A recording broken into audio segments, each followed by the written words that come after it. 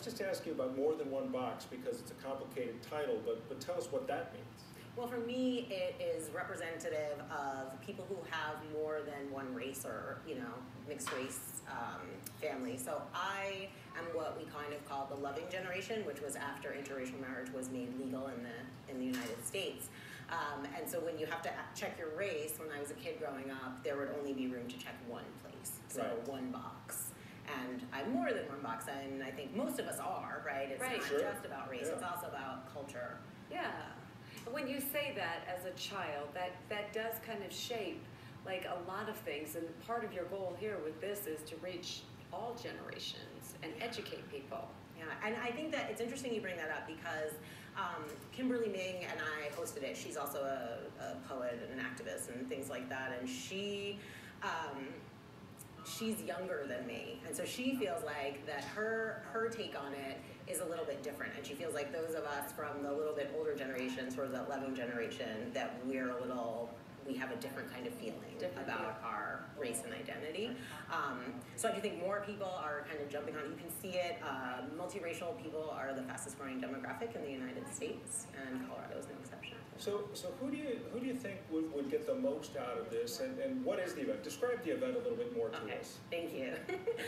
So it is films and panel discussions and guest speakers. We have moderator Tamara Banks will be working with us for our panels. We have Dr. Lisa Calderon, who recently ran for mayor, and Danielle Ambrosine. She's the editor-in-chief for Cultures magazine.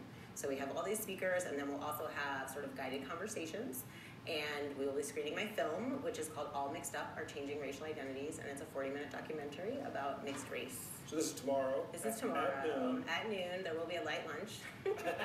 It is included in your ticket. And where is it? It's at the Cube in Stapleton. And how much is it if people want to go, and how do you go about getting it? You can get tickets on tantigress.com. We also have a Facebook event page, MTOB. Can you just show up and also buy it? You can buy a ticket at the door, but it will be more expensive, so you should probably get it online. I know you're coming, so I'll see you there. This seems really timely in a lot of ways. Yeah. Our country has struggled with this forever, but especially now. Yeah, and I couldn't.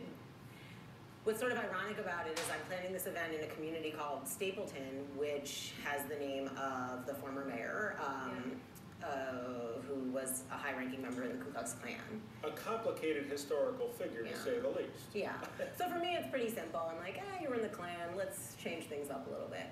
However, so we're voting on that right now. So I feel like, and a lot of anger and frustration have come out of some of these conversations. Like I've had them online in person with my neighbors around this issue.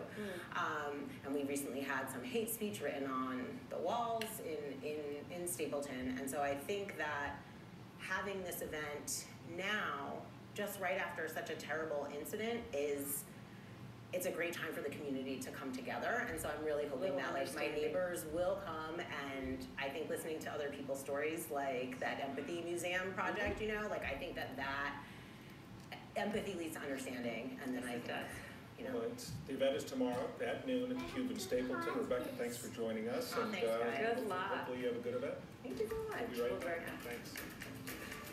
Sorry.